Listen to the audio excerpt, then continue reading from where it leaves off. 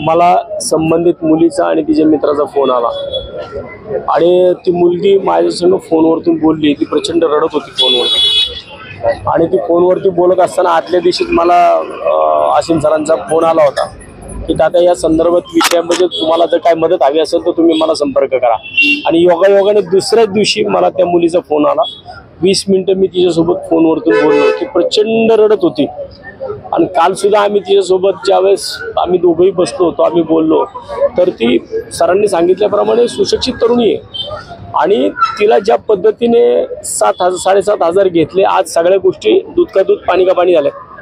मी त्या दिवशी सुद्धा बोललो होतो की त्या भिकारी माणसाकडे तो ज्याच्याकडे झोपायला जागा नव्हती तो त्या एसटी स्टँडवरती झोपत होता तो 7,000 रुपये कुठं देणार तिला। आणि या गोष्टी ज्यावेळेस इथे येऊन समोरासमोर सांगण्यात आल्या त्या सगळ्या खोट्या ठरल्या। त्याची बायको कुणाची भाषा बोलतीये? त्याची बायको जे इथं राजकीय लोक येतात ते जे म्हटले की तिने आरडाओरडा केला नाही, ती आरडाओरडा केला असती वाचली असती। त्याच्या बायकोच्या तोंडून हेच शब्द कसे काय आले की तिने आरडाओरडा केला नाही, तिला स्क्रॅचेस कसले शब्द वापरले तुम्ही? तिला स्क्रॅचेस कुठं आलेत का? तिचे कपडे कुठं फाटले नाहीत का? म्हणजे या अशा गोष्टींमुळे तिला भयंकर त्रास होतोय, ती रडतीये। काल सरांनी आमच्या समोर तिने सांगितलं की सर या सगळ्या गोष्टी एक दिवस झालाय तो विषय पण हे रोज माझ्यासोबत चाललंय की ज्या पद्धतीने तिच्या तपासणी चालू आहे, तिच्या चौकशा चालू आहेत। अनेक अधिकारी येतात, प्रत्येक अधिकाऱ्याला रोज ती तेच सांगतीये। व्हिडिओ रेकॉर्डिंग झालं त्याच्यामध्ये तिने तेच सांगितलं। नवीन अधिकारी कोणतरी वरिष्ठ अधिकारी आला की त्याच्यासमोर परत तेच सांगायचं। म्हणजे तिचं दुःख बाजूला तिला असं वाटायला लागले आरोपी तिकडे सुखात जाऊन बसलाय 12 तारखेपर्यंत आणि ही आरोपी असल्यासारखी रोज हिला 9 वाजता इथे या, 10 वाजता तिथे या, 11 वाजता इथे या आणि बसायला लावले जाते। तिला जर 7,500 रुपये तिला दिले असते 48 तास त्या मुलीची बॅग पोलीस स्टेशन मध्ये होती। 48 तास तिची बॅग तिथं ती ठेवून गेली होती पोलीस स्टेशन मध्ये। मग ते 7,500 रुपये पोलिसांच्या कुठल्या स्टेटमेंट मध्ये आलं नाही ना। 48 तास ती बॅग पोलिसांच्या ताब्यात असताना मग का नाही आलं? मग ज्यांनी कुणी इथे येऊन त्या गोष्टी बोलल्यात त्यांच्यावरती कारवाई झाली पाहिजे। त्याच्याकरता आज आसिम सरांनी तिकडं अर्ज दाखल केलाय की या विषयाच्या संदर्भात जी लोक नाही आहेत त्यांची पत्रकारिता बंद करावी। त्यांनी फेसबुकला या गोष्टी टाकणं, फेसबुकवरती काही बोलणं, लाईव्ह येऊन सांगणं, अरे ती 25-26 वर्षाची पोरगी आहे, मला सुद्धा तिची एवढी पोरगी आहे। जे तुम्ही म्हणताय 7,500चा विषय असेल किंवा आरोपीची आणि पीडित तरुणीची जी ओळख आहे असं एक नेरेटिव्ह पसरवलं जात होतं किंवा एकूणच ज्या चुकीच्या बातम्या येत होत्या त्याच्यावर पोलिसांचा तपासात आता माहिती समोर येते पैशाची देवाणघेवाण कुठलीही झालेली नाही किंवा त्या पीडित मुलीची आणि त्या आरोपीची कुठलीही ओळख नाही किंवा त्यांचा कधीही संपर्क झालेला नाही अशी पोलीस तपासात माहिती येते। मग हे खोटं पसरवतंय नेमकं कोण आणि कशासाठी? ते तर खरंच मी कालच्या ज्या गोष्टी सगळ्या झाल्या होत्या त्या गोष्टी तिने सगळ्या मोबाईलवरती पाहिल्या होत्या। त्याच्यानंतर कालचा तिचा आक्रोश आम्ही पाहिला ना, आज ती नॉर्मल झाली। खरं तर मी तुमचं सर्व मीडियाचं मनापासून अभिनंदन करून धन्यवाद देईल तुम्हाला, कारण आज सकाळपासून तुम्ही ज्या गोष्टी मांडताय हे सगळं खोटं होतं, हे सगळं तुम्ही मांडताय हे सगळं आम्ही तुम्ही ज्या कालच्या गोष्टी आजच्या गोष्टी ज्या आहेत त्या सगळ्या आम्ही मेहरबान कोर्टासमोर मांडलेल्या आहेत। आणि आम्हाला वाटतं की याच्यामधून जी लोक फेक नॅरेटिव्ह करतात आहे मला वाटतं हे सगळं कदाचित मी एक राजकीय माणूस आहे, कदाचित या अधिवेशनामध्ये या काही गोष्टी होऊ नये म्हणून या सगळ्या गोष्टी कुठेतरी चाललं होतं। म्हणून आम्ही अर्जंटली मी माझ्या शिवसेना उद्धव बाळासाहेब ठाकरे पक्षाकडून मी परमिशन घेतली आणि परमिशन घेऊन मी सरांसोबत बोललो आणि आज आम्ही इकडं अर्ज दाखल केलाय। त्याच्या उद्या सकाळी सुनावणी या प्रकरणात संरक्षणाची पण मागणी करतात। आता ते मला पण आत्ताच कळालंय की कुणीतरी त्यांना काळं फासण्याचं वगैरे काहीतरी असं काय बोललेलं आहे त्याच्यामध्ये। मग असं बोलायलाच नाही पाहिजे ना। या गोष्टी ज्या गोष्टी आता भीती वाटते का? मग तुम्ही आमचा असं की त्याच्यामध्ये काय कोण काही लाख रुपयासाठी माझ्या तर कानावर इथपर्यंत आलंय की त्या बक्षिसाच्या लाख रुपयासाठी काहीतरी भांडणं चालू आहेत। सध्या पुणे शहरातील जे काही नेते आहेत ते सरकारची बाजू मांडण्यासाठी या पीडित तरुणीची बदनामी होईल अशी वक्तव्य करतात असं तुम्हाला वाटतं? 100% त्या सगळ्या गोष्टीसाठीच आम्ही आज मनाई अर्ज दाखल केलेला आहे की या सगळ्या गोष्टी बंद झाल्या पाहिजेत। की ती आरोपी नाहीये, तिच्यावरती ज्या पद्धतीने अतिप्रसंग झालेला आहे तर त्याच्या बाबतीत सहानुभूती करायची का दुसऱ्या कोणाच्या बाजू मांडायच्या तसं न होता त्या 26 वर्षाच्या तरुणीचं आयुष्य बर्बाद होईल। उद्या ती आम्हाला काल बोलली आहे की मला आता या सगळ्या गोष्टी पाहून मला आत्महत्या करावीशी वाटतेय की आरोपी मी आहे का? जर मला त्यांनी 7,500 रुपये दिले असेल, माझे 48 तास बॅग पोलीस स्टेशन मध्ये होते, ती का नाही तपासली तुम्ही? पोलीस तपासासमोर आले की ते खोटं आहे. खोटं आहे सगळं, आणि या सगळ्या खोट्या गोष्टी थांबाव्यात यासाठी आमची सुद्धा विनंती आहे. अर्ज दाखल केलेला आहे सन्माननीय न्यायालयाला, काय प्रक्रिया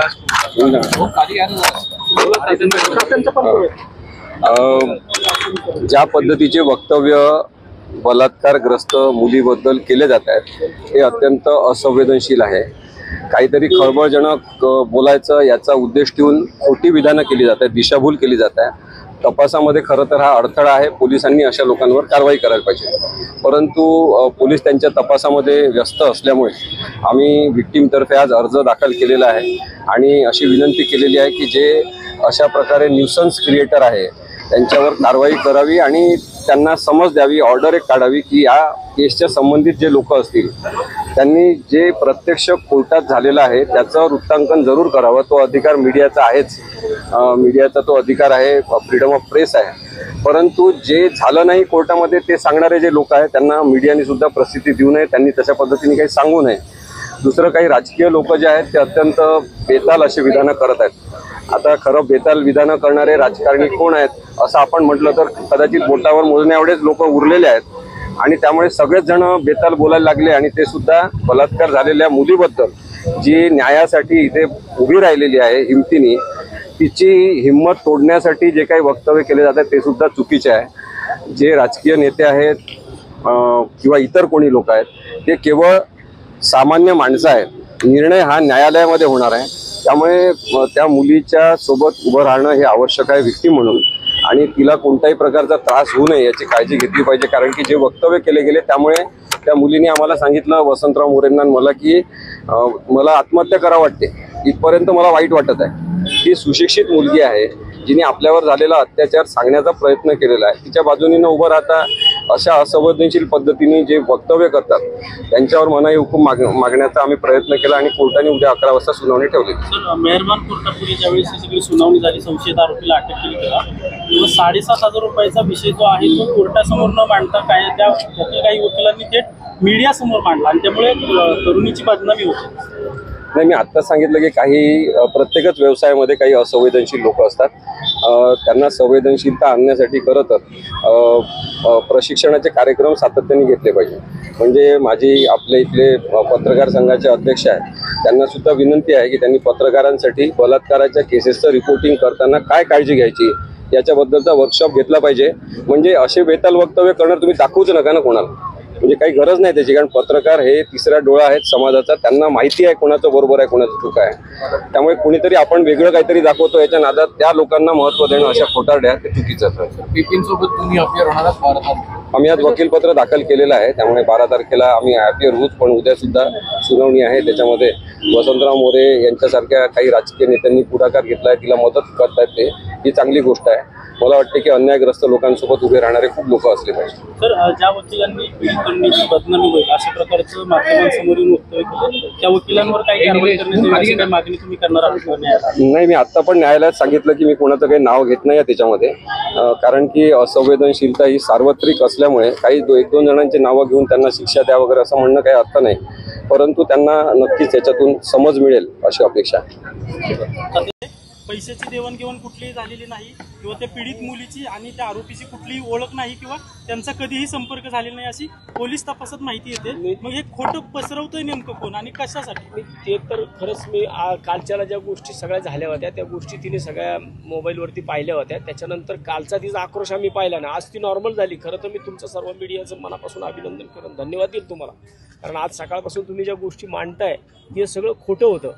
हे सगळं तुम्ही मांडताय, हे सगळं आम्ही तुम्ही ज्या कालच्या गोष्टी आजच्या गोष्टी ज्या आहेत त्या सगळ्या आम्ही मेहरबान कोर्टासमोर मांडलेल्या आहेत.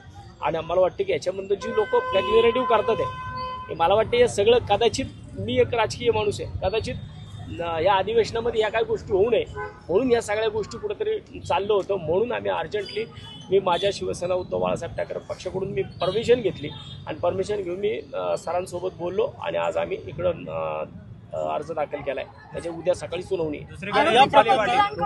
या प्रकरणात आता ते मला पण आत्ताच कळालंय की कुणीतरी त्यांना काळं फासण्याचं वगैरे काहीतरी असं काय बोललेलं आहे त्याच्यामध्ये. मग असं बोलायलाच नाही पाहिजे ना. या गोष्टी ज्या गोष्टी आता भीती वाटते का? मग तुम्ही आमचा असं की त्याच्यामध्ये काय कोण काय लाख रुपयासाठी माझ्या तर कानावर इथपर्यंत आलंय की त्या बक्षिसाचे लाख रुपयासाठी काहीतरी भांडणं चालू आहेत. सध्या पुणे शहरातील जे काही नेते आहेत ते सरकारची बाजू मांडण्यासाठी या पीडित तरुणीची बदनामी होईल अशी वक्तव्य करतात असं तुम्हाला वाटतं? 100% त्या सगळ्या गोष्टीसाठीच आम्ही आज मनाई अर्ज दाखल केलेला आहे की या सगळ्या गोष्टी बंद झाल्या पाहिजेत. की ती आरोपी नाही आहे, तिच्यावरती ज्या पद्धतीने अतिप्रसंग झालेला आहे ते त्याच्या बाबतीत सहानुभूती करायची का दुसऱ्या कोणाच्या बाजू मांडायच्या तसं न होता त्या 26 वर्षाच्या तरुणीचं आयुष्य बर्बाद होईल. उद्या ती आम्हाला काल बोलली आहे की मला आता या सगळ्या गोष्टी पाहून मला आत्महत्या करावीशी वाटते की आरोपी मी आहे का. जर मला त्यांनी 7,500 रुपये दिले असते माझे 48 तास बॅक पोलीस स्टेशनमध्ये होते, ती का नाही तपासली तुम्ही? पोलीस तपासासमोर आले की ते खोटं आहे. खोटं आहे सगळं आणि या सगळ्या खोट्या गोष्टी थांबाव्यात यासाठी आमची सुद्धा विनंती आहे. थँक्यू.